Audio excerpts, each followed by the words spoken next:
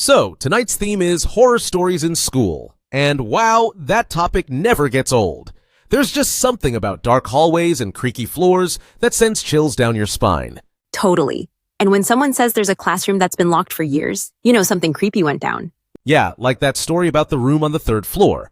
Locked for 10 years after a student vanished during a night class. That's the one.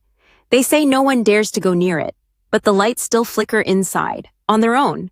That's classic ghost story material. And it's always at night, right? Somehow, the weird stuff never happens at noon. Nope, it's always after dark. And speaking of that, have you ever had a creepy experience at school? I did, actually. I was working late in the library once. Super quiet. Suddenly a bookshelf tipped over like something shoved it. No wind, no people around? Just me. And I swear I heard whispering, like actual voices, low, hard to make out. That's messed up.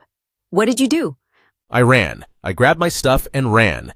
The next day, the janitor just nodded and said, "It's that time again." That's so unsettling. And it makes me wonder, why are schools always the backdrop for horror stories? Maybe because we spend so much time there. And when it's empty, it suddenly feels unfamiliar. Yeah, and older schools with long hallways and dim lights, perfect for a scare. Not to mention all the weird stories passed down from older students, they just add to the tension. Exactly. And over time, it gets hard to tell what's real and what's just legend. Right. Most of it probably started as rumors, but then someone says they saw something, and the legend grows.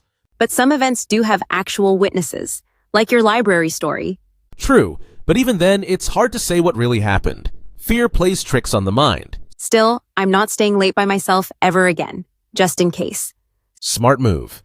If you do have to, bring a friend. Safety in numbers. And stick to the lighted paths. No shortcuts through the creepy corridors. Also, don't psych yourself out. Sometimes the fear is just in your head. Easy to say until you hear footsteps behind you in an empty hallway. Fair point. So to wrap this up, schools might be places of learning, but after dark, they become stories waiting to happen. Just hope you're not the next one told. Sweet dreams, everyone. Or try to. And maybe keep the lights on tonight, just in case.